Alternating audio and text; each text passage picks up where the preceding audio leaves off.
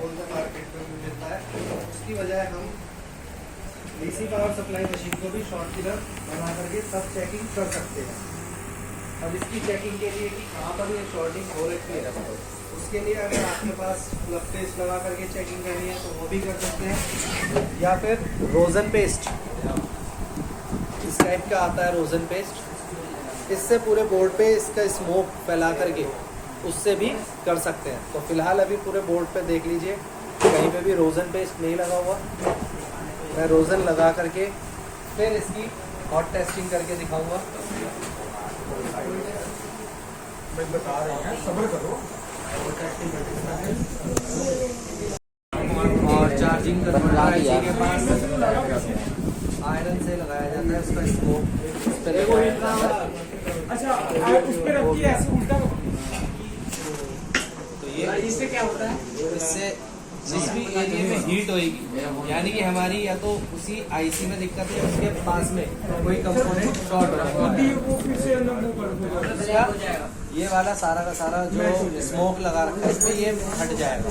तो उससे हमें पता चल जाएगा कि ये एरिया शॉर्ट हो रखा है, तो हमारे को उसी एरिया के पास टेस्टिंग करनी है या उसी आईसी की एचआरसी करनी पड़ेगी। मोस्टली तो कंपोनेंट के शॉर्ट हो जाने से इस टाइप की प्रॉब्लमें आती हैं। तो अभी हम देख लेते हैं, एक वायर ग्राउंड पे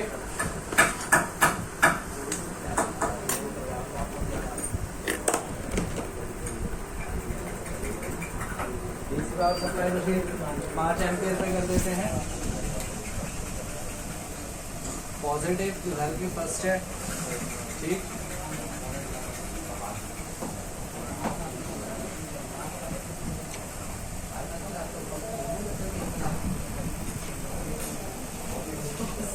यहाँ का एरिया से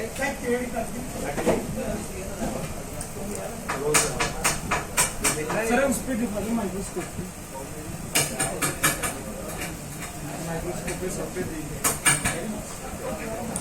इस पे फिर से रोज़न कर लाता हूँ।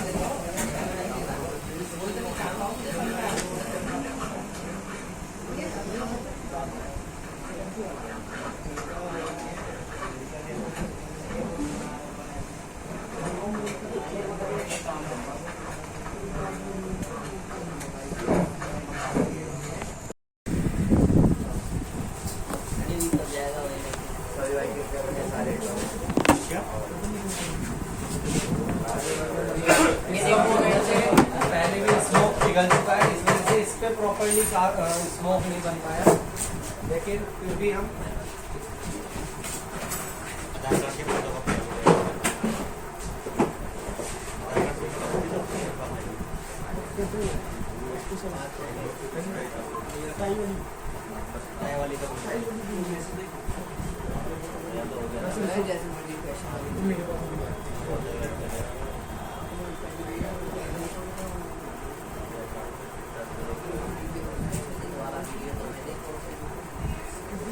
देखते हैं।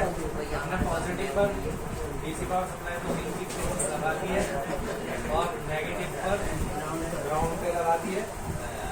अब मैं सीधा DC power supply machine 4.2 voltage के साथ 5 एम्पियर पे ऑन करूंगा, तो तुरंत आप देखिएगा यहाँ का स्मोक आसपास का हटने लग जाएगा।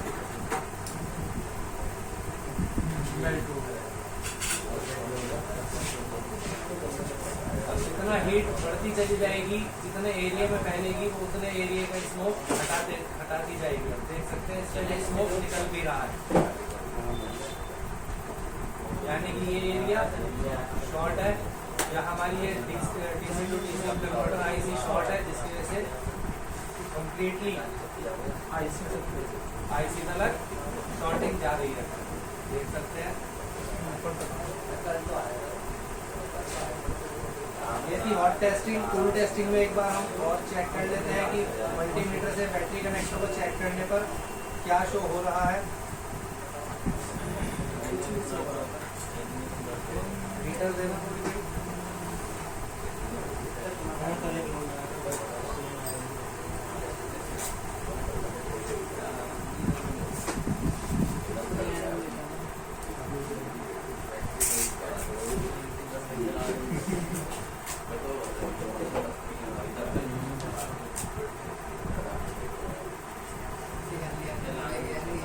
कनेक्टर ये रहा, जिसमें कि प्लस वाला पॉइंट ये है और ये माइनस वाला पॉइंट ये है, बीच वाली के लिए तीसरे नंबर पे। तो ग्राउंड से टेस्टिंग करने पर क्या शो होता है ये देख लेते हैं।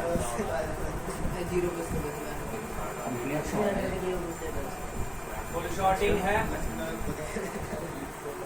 एक बैटरी कनेक्टर को आपस में चेक करने पर बीप साउंड आता है, तो इसका मतलब ये फुल शॉर्टिंग में है। तो पॉजिटिव से इस वाली से जितने भी बोर्ड में पैरेलल कंपोनेंट दोनों साइड बीप साउंड कर रहे होंगे, हम उन कंपोनेंटों को 1 बाय 1 रिमूव करके भी चेक कर सकते हैं, जिसे कि हम कूल टेस्टिंग कहते हैं। तो कूल टेस्टिंग इस टाइप से होती है कि बैटरी कनेक्टर पे एक वायर और दूसरी वायर से हम 1 बाय 1 कंपोनेंटों को चेक करेंगे। जैसे कि यहाँ पर ये आपको डायोड देखने को मिल रहा है, एक ये एनपीसी बड़े वाला देखने को मिल रहा है, तो इन्हें चेक करेंगे ग्राउंड से, ये भी दोनों साइड बीप साउंड कर रहे होंगे।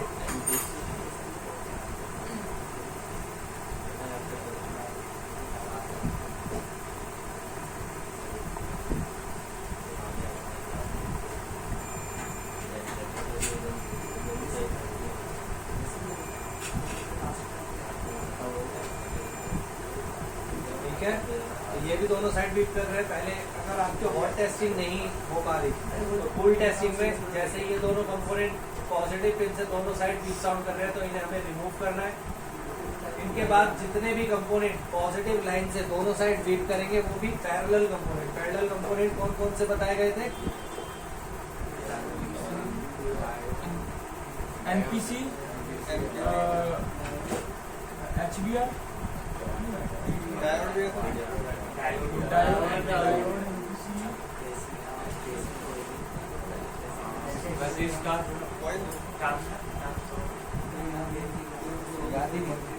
सही से किसी को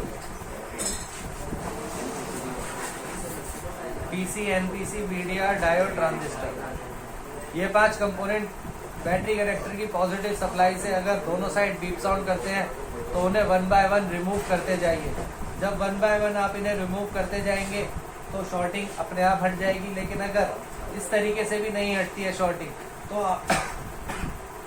हमारे को 1 बाय 1 आईसी रिमूव करके देखनी पड़ती हैं। वो आईसियाँ जिनके हट जाने से सेट डेड नहीं होगा, यानी कि वैसे तो सेट ऑलरेडी डेड है, शॉर्टिंग कंडीशन है, तो फोन ऑन होएगा ही नहीं। लेकिन अगर फिर भी हम ये चाहते हैं कि सेट को ओके करना है, तो ओके करने में हम उन आईसीओ को हटा सकते हैं जिनकी वजह से प्रॉब्लम का सॉल्यूशन हो जाएगा, और वो आईसी नहीं लगा देंगे तो भी काम बन जाएगा। जैसे पीएफओ आईसी, पीएफओ का काम क्या होता है कि नेटवर्क के लिए काम में आती है ये आईसी, लेकिन एमएसटी की सबसे पहली आईसी रहती है। तो सबसे पहले अगर आपने सारे कंपोनेंट्स 1 बाय 1 पूरे बोर्ड को चेक कर लिया है, कोई भी कंपोनेंट अब ग्राउंड से दोनों साइड बीप साउंड नहीं कर रहा, सॉरी पॉजिटिव सप्लाई से दोनों साइड बीप साउंड नहीं कर रहे हैं, तो इसके बाद हम 1 बाय 1 आईसी रिमूव करेंगे। जैसे सबसे पहले आईसी जो रिमूव होगी वो होगी पीएफओ आईसी। कभी भी पीएफओ आईसी को निकालने से पहले, जैसे कि ये रहा, ये है पीएफओ आईसी। पीएफओ आईसी को निकालने से पहले इस पे बने हुए डॉट को आपको देख लेना है कि किस साइड पे है। चाहे तो आप इसकी फोटो क्लिक करके रख सकते हैं, जिससे कि बाद में आईसी लगाते टाइम आपको आसानी से दिख जाए कि किस पोर्शन पे इसका डॉट आना है। तो पीएफओ आईसी सबसे पहले रिमूव करी जा सकती है। 4G पीएफओ आपकी रिमूव करी जा सकती है। इसके लिए भी आपको इस पे डॉट का निशान देख लेना है कि किस साइड पे डॉट आ रखा है। इसके बाद लाइट आईसी अगर अलग से दी गई है तो लाइट आईसी, चार्जिंग आईसी अगर दी गई है तो चार्जिंग आईसी भी रिमूव करी जा सकती है। इनसे क्या प्रॉब्लम आएगी, अगर ये आईसी शॉर्ट भी थी, पीएफओ शॉर्ट है, चलो हमने हटा दी, शॉर्टिंग रिमूव हो गई, फोन ऑन हो गया, लेकिन क्या कॉलिंग नहीं हुई, तो हमारे को इतना पता है कि सेट ऑन हो चुका है। अब प्रॉब्लम जो आ रही है वो कॉलिंग में। अगर इसी प्रकार से डिस्प्ले बैकलाइट, ये आईसी खराब हो रखी है, आपकी शॉर्ट हो गई है, जिसकी वजह से फोन ऑन करने पर बैटरी कनेक्टर पे बीप साउंड आ रहा था और फोन ऑन नहीं हो पा रहा था। आपने बैकलाइट आईसी रिमूव करी, शॉर्टिंग रिमूव हो गई। शॉर्टिंग रिमूव हो जाने की वजह से क्या था कि आपका फोन ऑन हो गया, लेकिन डिस्प्ले में अब लाइट नहीं आ रही है, तो आपको लाइट आईसी चेंज करने में आसानी रहेगी। तो 1 बाय 1 हम वो आईसी हटाते हैं जिनकी वजह से कोई एक प्रॉब्लम तो बनी रहेगी, लेकिन ये सेट ऑन हो जाएगा। यहाँ तक पहुँचने के बाद भी अगर सेट ऑन नहीं होता है, यानी कि आपने पीएफओ हटा ली, चार्जिंग आईसी हटा ली, डिस्प्ले बैकलाइट आईसी हटा ली, ग्राफिक आईसी हटा ली, इसके बाद भी नहीं होता है, तो हमारे को चेक करने पड़ते हैं बॉल आईसी, जिसमें कि आ जाता है UEMIC, यानी कि अगर पुराने सेट थे वरना आज के फ़ोनों में अगर आप देखोगे तो PMIC और पावर IC जिसको बोला जाता है। इन ICO के अंदर आपकी प्राइमरी लाइन की सप्लाई रहती है, यानी कि पूरे बोर्ड पे VBAT लाइन जहाँ जहाँ होगी वहाँ पर ये फुल शॉर्टिंग शो कर सकता है। फुल शॉर्टिंग शो करने के बावजूद भी आपने इन ICO को हटा लिया फिर भी प्रॉब्लम सॉल्व नहीं होती है, तो फाइनली पावर IC की HRC करेंगे, क्योंकि पावर IC के शॉर्ट हो जाने से इस तरह की प्रॉब्लम सबसे ज़्यादा देखने को मिलती है।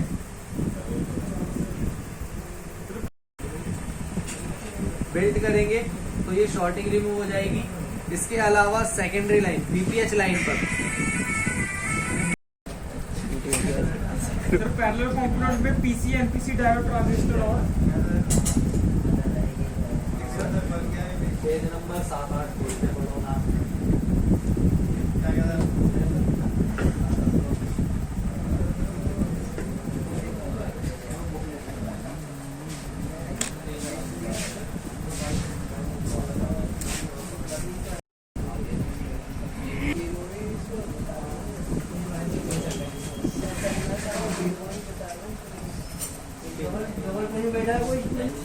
ये जो लाइन जा रही है आपको जितनी भी दिखाई दे रही है ग्रीन कलर की, ये सभी लाइनें VPH लाइन से जुड़ी हुई होती है, यानी कि ये वो कंपोनेंट है जो सेकेंडरी लाइन में आपको देखने को मिलते हैं।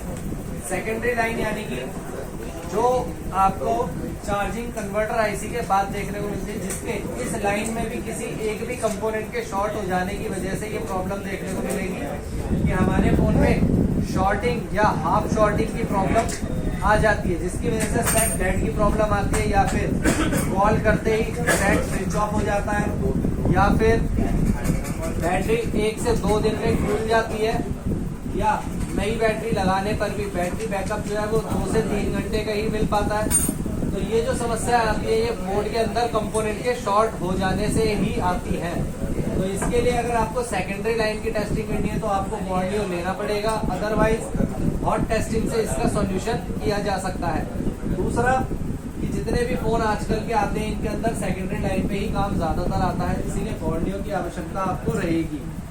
तो मिलकर के एक बैच में 2 से 3 बच्चे भी लेकर के अपना सभी कर सकते हैं। अगर नहीं होता है आप लोगों को बॉर्नियो नहीं हो पाता है तो आप मेरे को भी कॉल करके बॉर्नियो का जो है आपके हैंडसेट में कौन सी सेकेंडरी लाइन चल रही है, कहाँ कहाँ पर है, उसकी फोटोज भी मैं आपको प्रोवाइड करवा दूंगा। इसके बाद शॉर्टिंग कंडीशन में और कोई प्रॉब्लम नहीं होती, इन्हीं प्रॉब्लमों के अंदर शॉर्टिंग को रिमूव किया जाता है। जितने भी कंपोनेंट्स पे आप देखोगे एक ही साइड पे लाइन जा रखी है, दूसरी साइडों पे लाइन नहीं जा रखी। क्यों? क्योंकि ये सभी के सब पैरेलल कंपोनेंट्स पे जाएगा और सीरीज कंपोनेंट जो IC के पास रहेगा। ठीक, सुमित और तुषार दोनों सॉफ्टवेयर